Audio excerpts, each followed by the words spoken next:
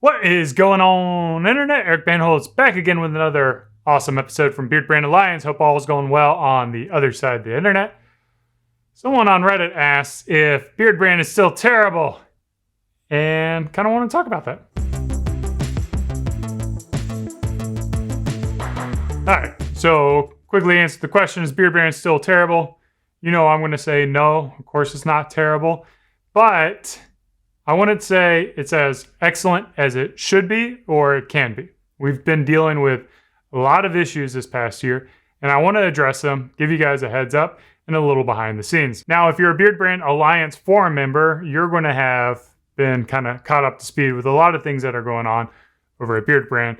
So if this is not new to you, feel free to tune out. But if you're interested in hearing a little bit more behind the scenes of what goes on with our business, stay tuned because I've got some good deets for you. 2023 has been my most challenging year, both professionally and personally. We've been dealing with a lot of issues. You guys know we recently switched to these aluminum packaging, and there's been like a series of challenges that have come along with that. In particular, we've kind of grown to this point where we're in a size purgatory in the sense that the company Beardbrand is almost kind of too large for small manufacturers and too small for large manufacturers. And we're in this no zone where manufacturers don't really exist. So if we work with a larger manufacturer, then they have MOQs, which is minimal order quantities. That causes our inventory to balloon and it really ties up a lot of cash for operating our business.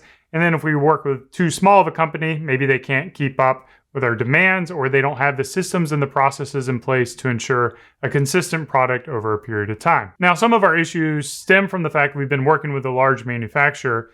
And in addition to the higher MOQs, because we're placing smaller orders for them, we get pushed to the back of the line. So with one of our manufacturers, we would place a PO or purchase order to order some products. And it would take up to 9 months for them to deliver that product, which if you try to plan or organize a business, like 9 months is not realistic. Maybe we could work with like a month or a few weeks is ideal for what we're looking for in terms of production. But 9 months is just virtually impossible to plan for. And also to be able to carry that much inventory in between means we have a lot of products on the shelves. So it hit a breaking point where we could no longer stay with this manufacturer because of the challenges it was causing our business. We ended up switching to a newer manufacturer who promised no MOQs, who had prices in line with what we were expecting to pay for, and who we worked to develop reformulations of the past products that we were working with. Now, this manufacturer ended up being a mistake for us, or I'm going to call them learned lessons, but really it's a regret. This manufacturer ended up overheating our products in the manufacturing process, and what that ended up doing is causing the product, the base notes, to smell very barnyard-like, or some people would describe it as like chemical-like. It was an unpleasant fragrance. They ended up delivering these, and in the same time, they also insisted on MOQs while raising their prices. So it almost felt like it was a bait and switch where they got us in with a first order that made all these promises, and then they change it up on us. The two products that were most affected by their manufacturing abilities or lack of abilities, in my opinion, were the utility balm and the styling paste, which used to be called the styling balm. Another problem we have is in our utility balm, we develop crystals or grains. It's a little bit of a texture in there, and it happens when the product warms up, melts a little bit, and then cools very slowly. This allows for a crystallization of certain ingredients coming together. Generally speaking, you can emulsify them pretty well. But in my seek for perfection, I've been tweaking the formula, and we made a change to Muru as one of the key component butters. And in our initial testing, it looked like that product was going to develop no grains or minimal amount of grains. Well, it turns out that product still ended up developing grains and also really changed utility balm from more of a kind of like a non-greasy, lightweight balm to a little bit more greasy, a little bit higher shine product. Normally, I leave it up to our customers to see if they like it or they don't like it. So we pushed it out to them, and our customers did not like the Muru formulation, and also the grains continued to be a problem for us. So long story short, we decided to stop working with that manufacturer. We brought the old formulation, the original formulation for the utility balm back, and work through those issues. So we've kind of solved some of the problems, but some of the problems still exist. Another thing you may notice is the old packaging is kind of like the short and fat, whereas we move back to a traditional. This solved the issue that was happening where the bigger lid was more challenging to screw on compared to a smaller lid. So little change.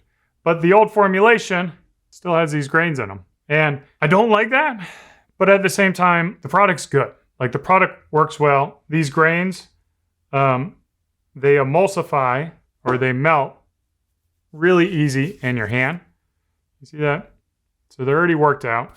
And in addition to that, you can melt it down and put it in your fridge, and it's going to get back to the texture of how it's like from when we leave our, can you see that? So it has this nice, real creamy texture. So it's something you can do it in your house if your product ever melts and it cools slowly, then just remelt it and put it in the fridge, and it's going to get rid of the grains and be super smooth, super great, smell terrific. Be awesome. Now, another product issue we've run into is with Temple Smoke. With Temple Smoke, unfortunately, some of the ingredients that we use in there to create the fragrance are no longer available to us. One specific one is oak moss, which has become an allergen warning in Europe, which we want to maintain those regulations so we can get back into Europe. So we've had to work to reformulate that, and that set things back. Unfortunately, there was a stopgap period where we had a formulation that was similar to Temple Smoke, but wasn't really the spirit of what it was. And fortunately, with this utility balm, we've relaunched Temple Smoke, and it's now new, excellent smelling fragrance that is not exactly like the old Temple Smoke, but is very much the spirit of the Temple Smoke. So it actually hits a little bit harder up front with some top notes. So it'll be a little bit zestier up front, whereas the old Temple Smoke was like very, very mellow. And then those top notes evaporate relatively quickly to become the Temple Smoke that you know and love and has been around for years. I also made some other mistakes. Specifically, when we relaunched into our aluminum packaging, we readjusted the price with the thought process being, I want to make buying Beardbrand a no-brainer for people. I want to win on price, on packaging, on ingredients, on service. I want to win on all those and make it a no-brainer. I also think I listened to the haters a little bit too much. We always got a criticism about Beardbrand being high-priced. And, you know, like, I guess that got under my skin a little bit. So I just wanted to, like, make it so there is no excuse to buy from Beardbrand. Unfortunately, what happened is our cost went up for our products. Our products were now more expensive to manufacture. The aluminum is a very expensive material, and the quantities were also increased. So the product was more expensive, and the increase in sales that I was expecting to be able to make it up in volume. So we no longer had to worry about MOQs and we could just work with larger manufacturers. That never came in. And it also started to cause us to run the business in a different way than we've been running it 10 years up to this point. Because we've always focused on being a premium brand with premium service, premium packaging, premium unboxing experience. And you start to question, like, shall we package it in this because it costs so much? Shall we package it in this because it costs so much? And at the end of the day, in June of this year, we decided to do the thing that we're good at, and that's deliver a premium experience and make sure that we have the margins in our products that allow us to run the company in the way that we know how to run it. So if I had a time machine, I would have not lowered the prices when we relaunched into the new packaging. So some even more behind the scenes, in a time where the business was not doing as well as it should be, when our revenues were not outpacing our expenses, we dealt with some other blows. In particular, we had some taxes that we had to pay that took a lot of our cash out of the bank. And we had, fortunately and excitedly, we had 3 of our 9 employees were out with a new baby.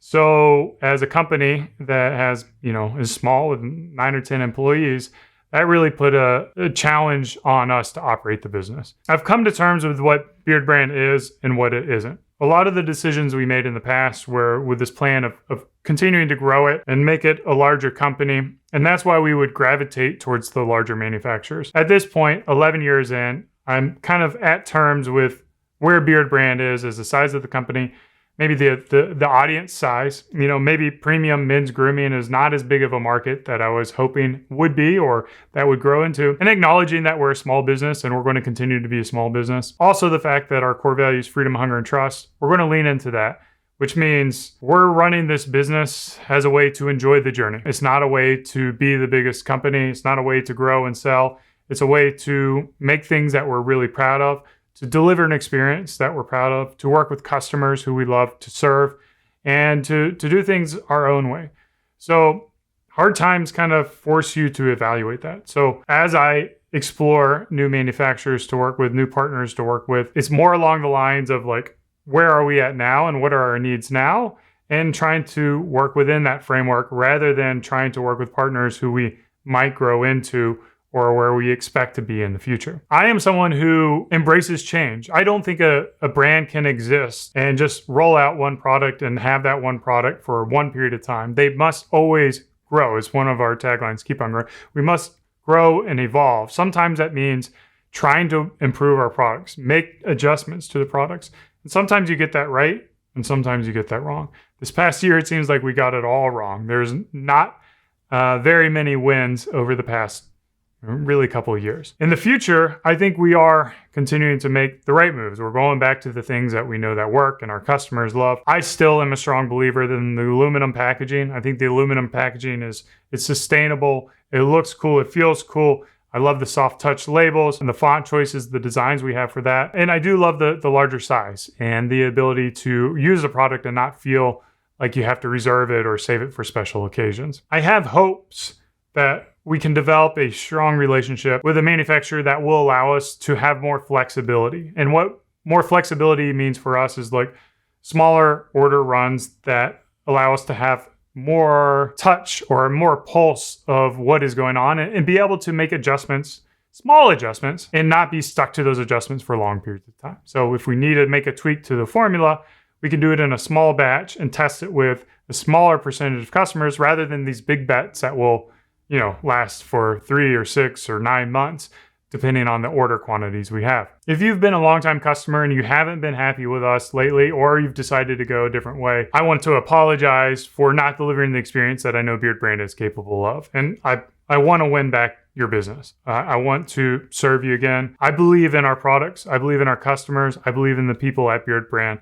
And I believe that we can deliver an experience that you have come to expect from the brand, and that you will continue to come to expect from the brand. As always, if you buy something from Beardbrand and you aren't happy, we do want to make you right. Hit us up, hit up support@beardbrand.com. Email our team, let us know. We can't fix something that we don't know about. So if you do let us know, we can work on either solving the problem or making sure that you get your money back. Nobody is going to leave Beardbrand, but it does take you reaching out to us and communicating with us. This video could be a lot longer as there's a lot more problems I'm currently dealing with.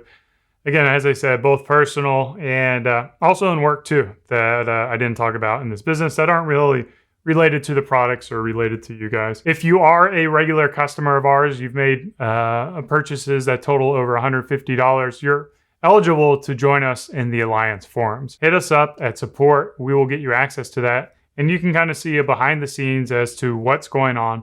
And in addition, you can get access to prototypes as we look to relaunch some of our products like our deodorant and the replacement to our EDP, which is coming up in the future. Again, I couldn't do what I do and I couldn't be around the people I'm around and work on the things that I love without you. So I appreciate everyone who has supported Beardbrand, who has bought from Beardbrand over the years, who watches these videos, who shares these videos. Thank you for that. And it's been a joy.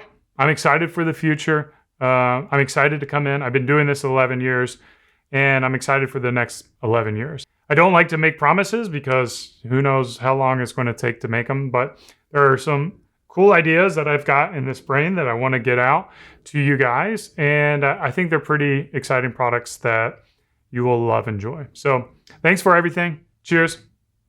Keep on growing.